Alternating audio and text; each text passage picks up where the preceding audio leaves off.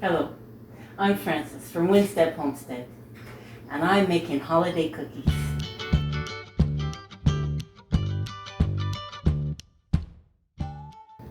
Now, for me, holiday cookies have lots of spice. And what better holiday cookie than a gingerbread? But my family has really enjoyed this molasses and ginger cookie that's very similar to Gingersnaps rather than gingerbread men or gingerbread houses. We did do the gingerbread men and gingerbread houses when they were younger, but about 10 years ago, my family, my siblings and so on, put together a recipe book. And in that recipe book was this recipe for these ginger cookies with molasses that are just delicious, and it was submitted by one of my nieces. And ever since then, that is our favorite holiday cookie. And it's very simple to make, and it's so festive with the ginger and cinnamon and cloves and molasses. It's just a wonderful cookie to have during the holidays. So that's what I'm going to demonstrate today. Now we start with 3/4 cup of shortening. And as I said, here in the homestead, we prefer the butter flavor, so that's what we have here. 3/4 cup of butter flavored shortening. But of course, white is fine, or even butter. I've used butter before. It's fine. Now, what I want to do is cream this 3/4 cup of shortening with 1 cup of sugar. So I'm going to put that sugar and the shortening together in the bowl, and I'm just going to blend it together to cream it so that it's all well incorporated.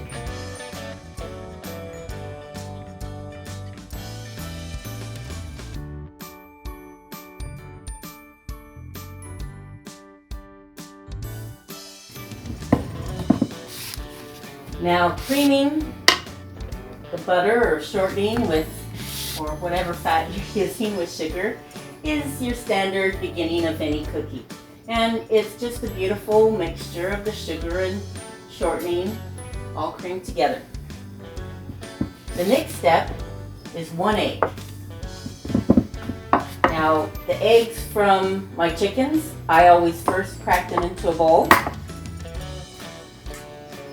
before adding it to the mixing bowl, just in case.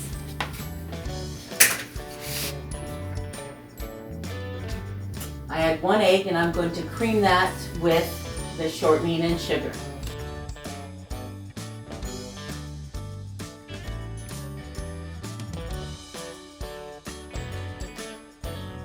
And of course, always while I'm mixing, I scrape the bowl to make sure everything's incorporated. And now we still have a beautiful creamed mixture. The next step is the molasses. We want to cream the molasses. We want to mix the molasses in with the egg and shortening and sugar mixture.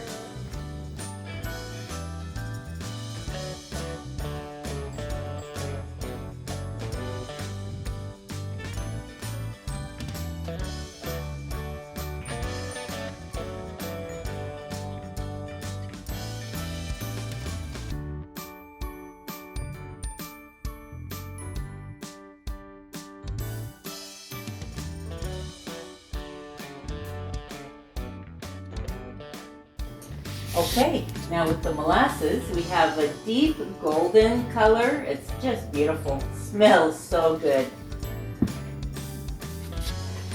Now the next thing is such a simple recipe. It's so wonderful.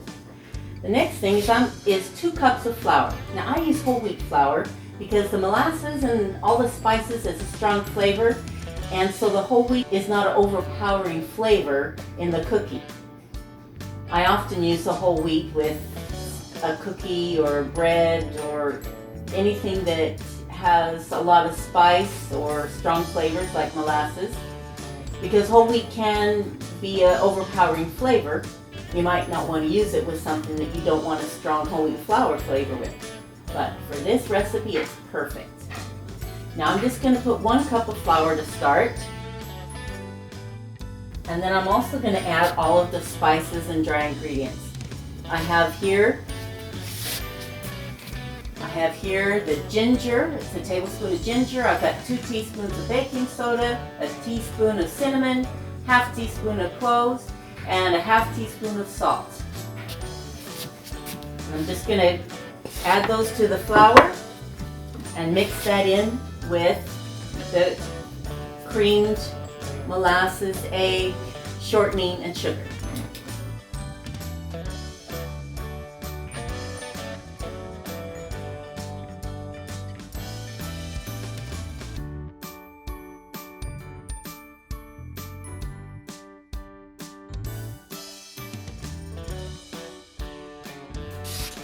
Now the next step is adding the last 1 cup of flour.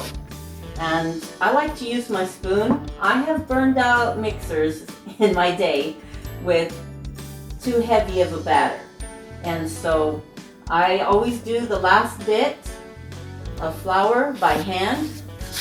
If you have a really nice mixer and you don't need to worry about the batter getting too heavy, that's wonderful. Unfortunately, I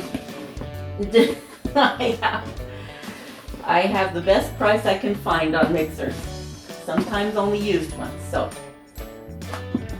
I mix the last cup of flour by hand,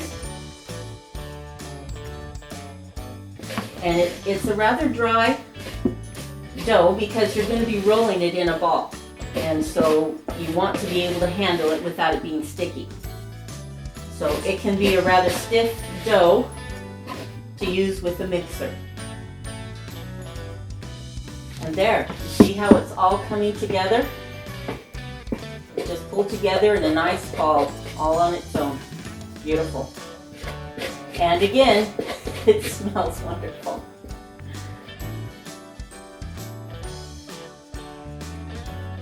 Now the next step is rolling the dough in balls about the size of a walnut. I take a spoonful, roll it in a ball, and then we're going to roll it in some cinnamon and sugar. This is a half a cup of sugar with 1 tablespoon of cinnamon.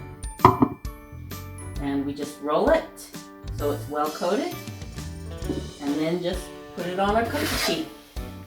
And we'll just fill up the cookie sheet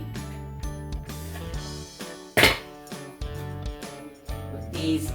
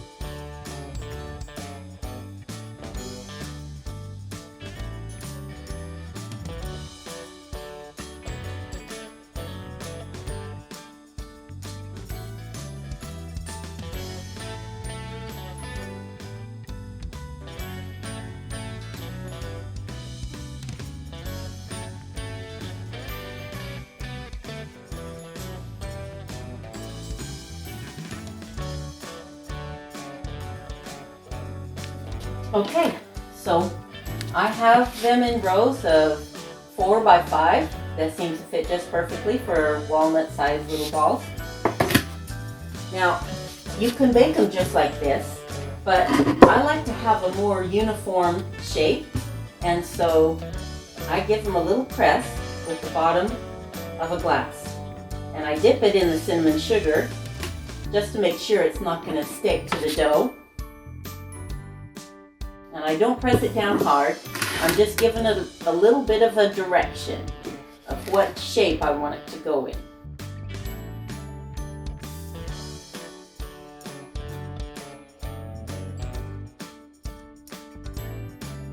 Okay, there we go. Aren't those beautiful? Okay, now we're going to bake them in the oven for 10 minutes. While those are baking, I can fill another pan with the rest of the dough so it can go in as soon as those come out.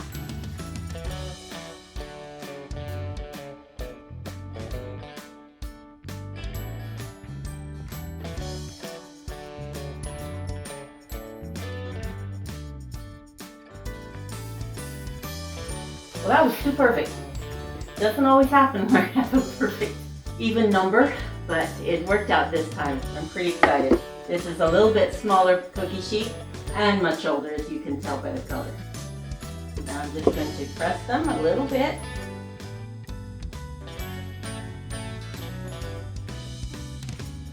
Now we'll just wait for the first batch to come out of the oven, and we'll slide this one in. I'm going to set up a cooling rack, get the cookies off the sheet as soon as they come out. Okay, let's get those cookies out of the oven. Oh my gosh, aren't those beautiful? Slide these in. Give them another 10. Okay, we're going to let those cool just for a minute before we get them out onto the cooling rack so that they don't get all bunched up when we try to move the soft cookies. But as you can see, they're already starting to set up. Oh my gosh, they smell so good. They smell so good before, but cookies cooking in the oven smell amazing. Oh, they're still a little soft. I'm going to give them just a little bit more. I probably could have made the balls just a little bit smaller. Some of these are a little close together, but the shape doesn't change the flavor. It still tastes delicious.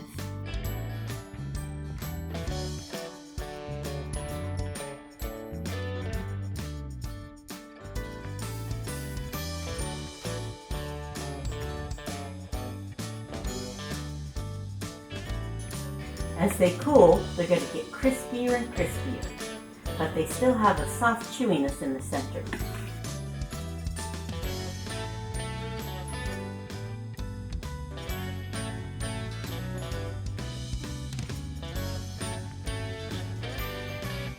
Okay, these are some beautiful cookies. They really are gorgeous and they taste so delicious. Everybody loves them. See now how they hold up? Their shape. They really are a beautiful cookie. So good. Oh my gosh. I could eat those all day, but I won't. I'm so grateful for you. Thank you for joining me on this holiday cookie journey. I just love baking, especially during the holidays.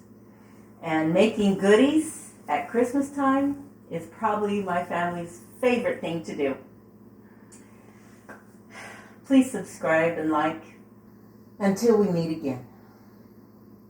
Merry Christmas.